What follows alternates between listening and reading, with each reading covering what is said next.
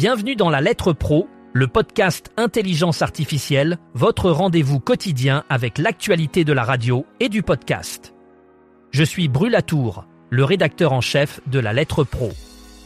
Aujourd'hui, nous allons explorer les dernières tendances et chiffres de l'audience radio, ainsi que d'autres nouvelles passionnantes dans l'industrie. Voici un aperçu des titres du jour. Un diagramme exclusif pour le top 20 des radios en semaine. Pascal Pro dynamise les audiences d'Europe 1. Près de 7 millions de Français écoutent les indés radios. Radio France atteint un record historique avec près de 15,5 millions d'auditeurs quotidiens. Et bien plus encore.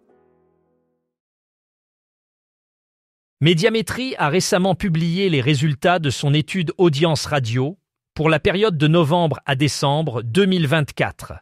La Lettre Pro de la radio propose un diagramme exclusif pour mieux comprendre les performances des radios du lundi au vendredi. Ce diagramme révèle les audiences des 20 stations de radio les plus écoutées en France. Il met en lumière les tendances actuelles du paysage radio français et leurs implications sur le marché. Ces données fournissent une analyse détaillée des écoutes, offrant aux professionnels de la radio des informations précieuses pour ajuster leur stratégie et maximiser leur portée auprès des auditeurs. Europe 1 connaît une véritable renaissance grâce à Pascal Pro. Selon les dernières audiences publiées par Médiamétrie, la station a atteint plus de 2 700 000 auditeurs quotidiens, marquant une augmentation de 470 000 auditeurs en un an. Cette progression impressionnante se traduit par une part d'audience en forte hausse à 4,6%, sa meilleure performance depuis 6 ans. Pascal Pro, avec son émission Pascal Pro et vous, diffusée de 11h à 13h, attire 855 000 auditeurs, enregistrant une augmentation spectaculaire de 247 000 auditeurs en un an. De plus, Cyril Hanouna, une nouvelle recrue, contribue également à cette dynamique positive. Son émission On marche sur la tête attire 566 000 auditeurs, doublant son audience en un an. Ces résultats soulignent le succès de la nouvelle grille d'Europe 1 qui continue de séduire un public toujours plus large. Selon les derniers résultats de l'étude EAR nationale de Médiamétrie pour la période de novembre à décembre 2024, le groupement Les Indés Radio continue de séduire un large public en France. Avec une audience cumulée solide de 12,5% des Français âgés de 13 ans et plus, près de 7 millions d'auditeurs se tournent chaque jour vers ces stations. Les 128 stations locales, régionales et thématiques maintiennent une audience stable par rapport à la vague précédente de septembre-octobre 2024, confirmant leur rôle central dans le paysage radiophonique français. En dépit d'un contexte d'actualité internationale chargé, les indés radios enregistrent une progression notable auprès de leur cœur de cible, les 25 à 49 ans, avec 68 000 auditeurs supplémentaires, atteignant ainsi 3 99 000 auditeurs quotidiens. Cette performance renforce leur position de leader en termes de quart d'heure, moyen et de part d'audience sur les offres publicitaires nationales. Radio France a atteint un record historique avec 15 430 000 auditeurs quotidiens, marquant une hausse de 724 000 auditeurs en un an. Ce succès s'accompagne d'un record absolu de part d'audience atteignant 31,9% en progression de 1,8 point sur un an. Cette performance confirme la position incontournable du groupe dans le paysage radiophonique français. France Inter mène cette progression avec une part d'audience de 13,3%, un record absolu tant pour la radio que pour l'ensemble des médias radiophoniques. France Info renforce sa position avec une audience constante de 9,3%.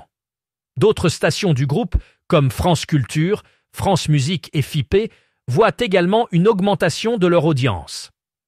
Sur le plan numérique, Radio France enregistre 78 millions d'écoutes à la demande par mois, une hausse de 23% en un an, tandis que l'application Radio France augmente ses écoutes de 32% sur la même période. Les 28 et 29 janvier 2025, le Paris Radio Show accueillera un studio d'enregistrement en public baptisé Studio Podcast 360°.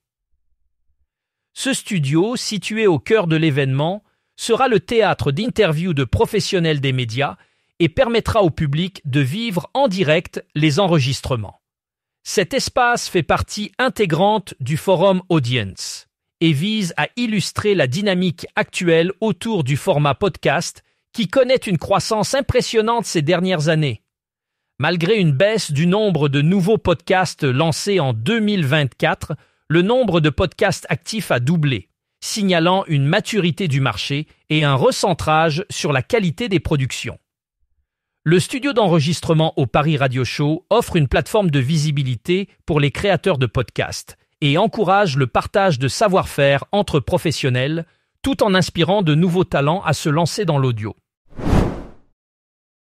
Les résultats de l'étude EAR nationale pour la période de novembre à décembre 2024 ont été révélés par Médiamétrie. Cette enquête met en lumière les performances des radios françaises en métropole. France Inter conserve sa position de leader avec une audience stable, tandis que RTL connaît une légère baisse, permettant à France Info de grimper à la deuxième place. Un fait notable est la disparition d'Europe 2 de l'enquête EAR Île-de-France, suscitant des interrogations. Les résultats actuels, bien que préliminaires, devraient se consolider au fil des mois jusqu'au classement général de juillet. Ces chiffres sont essentiels pour les professionnels du secteur, leur fournissant des indications précieuses pour ajuster leur stratégie et maximiser leur impact sur l'audience.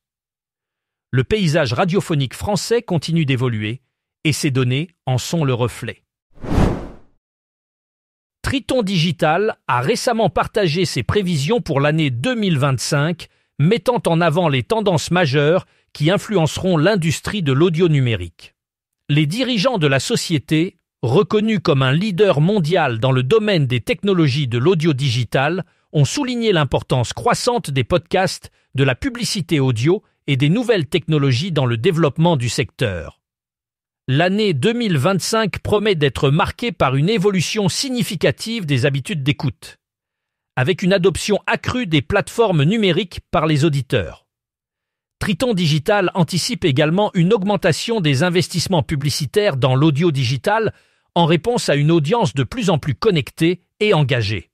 Ces prévisions mettent en lumière les opportunités pour les créateurs de contenu et les annonceurs, alors que l'audio numérique continue de se transformer et de s'adapter aux nouvelles attentes des consommateurs et des professionnels de l'industrie. À l'occasion des 90 ans de Brigitte Bardot, la Fondation Brigitte Bardot lance une série de 10 podcasts intitulés « Fondation Brigitte Bardot, le podcast de la protection animale ». Disponible à partir du 13 janvier, cette série plonge les auditeurs dans le parcours militant de l'actrice, une icône de la défense animale. Créée en 1986, la Fondation est un acteur majeur de la cause animale, agissant tant au niveau national qu'international.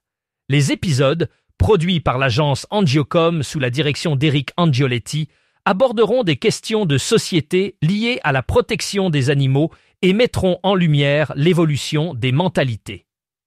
Le premier épisode, avec Ghislaine Kalmelsbock, directrice générale de la Fondation, retrace les moments clés du combat de Brigitte Bardot, notamment ses collaborations avec des figures emblématiques comme Franz Weber, disponible sur Apple Podcasts, Spotify et d'autres plateformes. Cette série vise à sensibiliser le public à la cause animale. Aujourd'hui, nous allons discuter d'une avancée majeure dans le domaine de l'infodivertissement automobile. La plateforme DTS AutoStage, développée par DTS Incorporated, une filiale de Xperi Incorporated, a maintenant été intégrée dans plus de 10 millions de véhicules à travers 146 pays. Ce chiffre impressionnant souligne l'évolution des attentes des conducteurs en matière de connectivité et de divertissement dans l'automobile. DTS AutoStage offre une expérience enrichie en regroupant des contenus variés, allant des stations de radio locales au podcast, en passant par divers services de streaming. Cette intégration massive reflète non seulement une demande croissante pour des solutions de divertissement intégrées, mais aussi la capacité de DTS à répondre à ces besoins avec des technologies innovantes. Cette avancée est un témoin de l'importance croissante de l'audio numérique dans notre quotidien, même en déplacement. Merci de nous avoir rejoints pour cet épisode de La Lettre Pro, le podcast Intelligence artificielle. Pour plus d'informations sur ces sujets et d'autres actualités de l'industrie de la radio et du podcast, rendez-vous sur notre site lalettre.pro. Vous pouvez également vous abonner à notre newsletter quotidienne pour ne rien manquer des dernières nouvelles. À demain pour un nouvel épisode rempli d'actualités passionnantes. Au revoir.